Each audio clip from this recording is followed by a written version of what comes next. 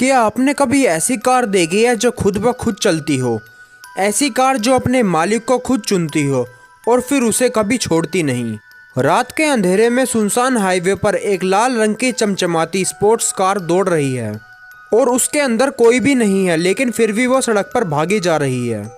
ये कार जिसे भी मिली उसकी किस्मत खराब ही हो गई। लेकिन सवाल ये था कि ये कार सच में भूतिया थी या इसके पीछे कोई और खौफनाक साजिश थी। आज की कहानी है भूतिया कार की, एक ऐसा रहस्य जो आपको रात भर सोने नहीं देगा। बात है 1999 की। दिल्ली जयपुर हाईवे। एक तेज रफ्तार लाल स्पोर्ट्स कार हाईवे पर दौड़ रही थी। स्टीयरिंग पर था राकेश वर्मा, एक बिजनेसमैन। वो डरा हुआ था, बार बार पीछे देख रहा था जैसे कोई उसका पीछा कर रहा हो। ये मेरे साथ ही क्यों हो रहा है? उसने बड़बड़ाते हुए एक्सीलेटर दबाया और अचानक कार के रेडियो में एक अजीब सी आवाज़ गूंजी।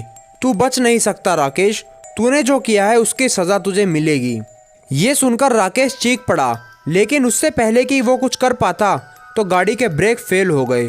अगले दिन लोगों को सड़क के किनारे उसकी जली हुई लाश मिली, लेकिन हैरानी की बात यह थी कि कार कहीं नहीं दिख रही थी। क्या हुआ आखिर उस रात और वो कार कहाँ गायब हो गई? 25 साल बाद उस कार की वापसी। 2024 मुंबई। आकाश, सिया और करण, तीन दोस्त जो सेकेंड हैंड स्पोर्ट्स कार ढूंढ रहे थे। इंटरनेट पर उन्हें एक ऑफर दिखा, 1999 मॉडल स्पोर्ट्स कार सिर्फ 50,000 रुपये में। ये ऐड देखते ही उन्हें कार समझ में आ गई और वो कार को देखने पहुंचे। कार वही लाल रंग की चमचमाती स्पोर्ट्स कार थी। जब वो कार को देखने गए तो एक बुजुर्ग आदमी ने उनसे कहा, बेटा ये कार मत लेना, जो इसे खरीदता है वो कभी लौट कर नहीं आता। लेकिन वो नहीं माने और कार खरीद ली। कार खरीदने के पहली रात कार के अंदर अजीब फुसफुसाहट सुनाई दी, जैसे कोई किसी से बात कर रहा हो। दूसरी रात आकाश ने देखा कि कार की डिजिटल घड़ी हमेशा सुबह के 3 बजे ही टाइम दिखाती रहती है, भले ही कोई भी समय हो रहा हो। तीसरी रात जब करण ने कार चलाने के लिए दरवाजा खोला तो सीट पर किसी की गीली हथेलियों के निशान थे, लेकिन बारिश तो हुई ही नहीं थी और कार में कोई था भी नहीं। ये सब देखकर उन्हें समझ आ रहा था कि कुछ तो गलत होने वाला है।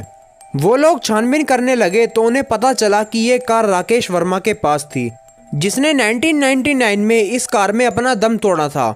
लेकिन असली सच्चाई और भी ज़्यादा डरावनी थी।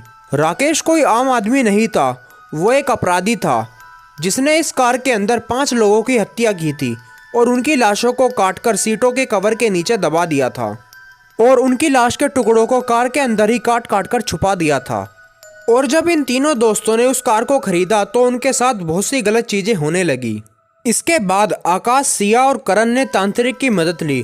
तांत्रिक ने कहा ये आत्माएं तब तक मुक्त नहीं होंगी जब तक कार को उसकी असली जगह पर नहीं जलाया जाता जहां इनकी मौत हुई थी। उन्होंने कार को उसी सुनसान हाईवे पर ले जाने की योजना बनाई, लेकिन जैसे ही वो वहां पहुंचे कार खुद ब खुद लॉक हो गई। स्टीयरिंग अपने आप घूमने लगा और गाड़ी चलने लगी। उन्होंने जब गाड़ी के अंदर झांक कर देखा तो 5 कंकाल सीट पर बैठे थे। चलती हुई कार पर करण ने पेट्रोल छिड़ककर आग लगा दी। जैसे ही कार धू धू करके जलने लगी, आकाश, सिया और करण ने राहत की सांस ली। उन्हें लगा कि उन्होंने आत्माओं को मुक्त कर दिया है, लेकिन तभी कार के अंदर से एक जोरदार चीख गूंजी। तुम लोगों ने मुझे मारने की कोशिश की, लेकिन मैं तो पहले ही मर चुका हूँ। अब मैं तुम्हारे साथ हमेशा रहूँगा। और फिर जलती हुई कार का इंजन स्टार्ट हो गया। ब्रेक और एक्सीलेटर अपने आप दबने लगे और आग से जलती हुई कार उनकी तरफ बढ़ने लगी। तीनों जान बचाकर भागे, लेकिन करण फिसलकर गिर पड़ा। आकाश और सिया ने उसे बचाने के लिए हाथ बढ़ाए, लेकिन उसे बचा ना सके। जलती हुई कार के अंदर से एक जला हुआ कंकाल का हाथ बाहर निकला और करण को घसीटकर कार के अंदर खींच ले गया। आकाश और रिया चीखते रह गए और देखते ही देखते गाड़ी पहाड़ी से नीचे गिर गई और धुएं के साथ गायब हो गई। 6 महीने बीत गए। आकाश और सिया ने खुद को समझा लिया कि सब कुछ खत्म हो गया है, लेकिन फिर एक दिन सिया को अपने घर के बाहर एक कार खड़ी दिखी, वही लाल स्पोर्ट्स कार। उसका दिल जोर से धड़कने लगा। उसने कांपते हुए आगे बढ़कर देखा, ड्राइवर सीट पर कोई बैठा था। शीशे के अंदर करण की जली हुई लाश उसे देख रही थी और बोल रही थी, बैठो, चलो एक और राइड पर। कुछ कहानियाँ कभी ख़त्म नहीं होती, बल्कि और भी भयानक बन जाती हैं। भूतिया कार का राज खत्म होने वाला था, लेकिन अब वो वापस आ चुकी थी। उस इंसिडेंट के बाद सिया पुणे में रहने लगी थी, लेकिन रात को उसे अब भी वही सपने आते थे। करण की जली हुई शक्ल, उसकी भूतिया आवाज़ और वो कार जो खुद चलती थी। एक रात जब वो ऑफिस से लौट रही थी तो उसने देखा उसके घर के बाहर वही स्पोर्ट्स कार दोबारा खड़ी थी। उसका दिल जोर जोर से धड़कने लगा। उसने डरते हुए आगे बढ़कर देखा तो कार के अंदर करण बैठा हुआ था और वो बोलता है, सिया कहाँ भागोगी, तुम्हारी सवारी तैयार है। ये सुनकर सिया जोर से चीखी और पीछे हट गई, लेकिन तभी कार स्टार्ट हो गई और सिया को एक जोरदार टक्कर मार दी।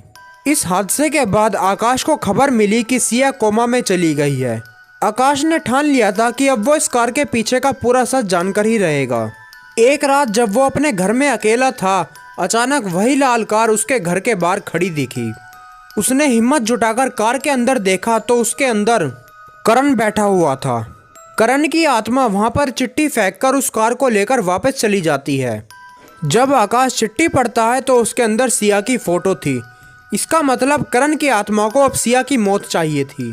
कुछ दिन बाद सिया भी कोमा से बाहर आ गई, लेकिन अब वो पहले जैसी नहीं थी। उसकी आंखों में एक अजीब सी चमक थी और वो देर रात में अकेली कहीं भी चली जाती थी। कभी कभी वो बड़बड़ाने लगती थी जैसे किसी से बात कर रही हो। एक रात आकाश को सिया के कमरे से कुछ आवाज़ें सुनाई दी। जब उसने दरवाज़ा खोला तो सिया शीशे के सामने खड़ी थी, लेकिन उसके चेहरे पर एक अजीब सा डरावनापन था और उसकी परछाई में कोई और था। और तभी अचानक पीछे से एक हॉर्न की आवाज़ सुनाई दी। उन्होंने पीछे मुड़कर देखा तो वही लाल स्पोर्ट्स कार थी जिसके अंदर करण बैठा हुआ था। ये सब देखकर आकाश ये बात तो समझ ही गया था कि ये कार हमें बिना मारे हमारा पीछा नहीं छोड़ेगी, और उस समय वो सिया को लेकर कैसे भी उस कार से पीछा छुड़ाकर भागा। अगले दिन उसने तांत्रिक को बुलाया और उससे मदद लेने की कोशिश की, तो तांत्रिक ने कहा ये कोई आम भूत नहीं है, बल्कि एक श्रापित आत्मा है। अगर तुम इसे रोकना चाहते हो तो तुम्हें कार को उन 5 आत्माओं के असली कंकालों के साथ जलाना होगा। रात के 3 बजे आकाश और तांत्रिक उस सुनसान हाईवे पर पहुंचे और तभी वो कार भी वहां पर आ गई। उन्होंने कार को काले धागे से बांधा और मंत्र पढ़ने शुरू किए और कार पर पेट्रोल डालकर उसमें आग लगा दी।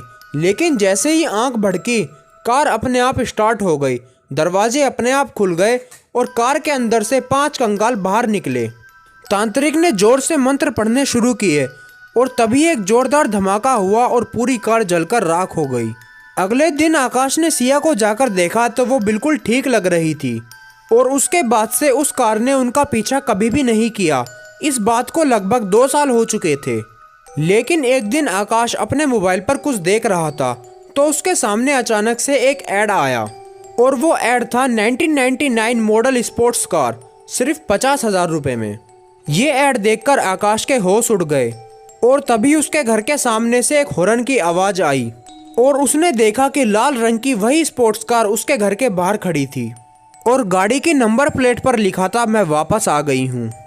कहा जाता है कि इस कार को जो कोई भी एक बार खरीद ले, ये कार उसका पीछा तब तक नहीं छोड़ती जब तक उसे मार न दे, और उसके बाद ये कार अपने नए मालिक को ढूंढती है।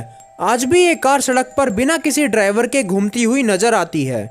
अगर आपको ये कार कहीं दिखाई दे तो आपका फिर भगवान ही मालिक है। अगर आपको ये कहानी अच्छी लगी तो चैनल को सब्सक्राइब करें और वीडियो को लाइक करें।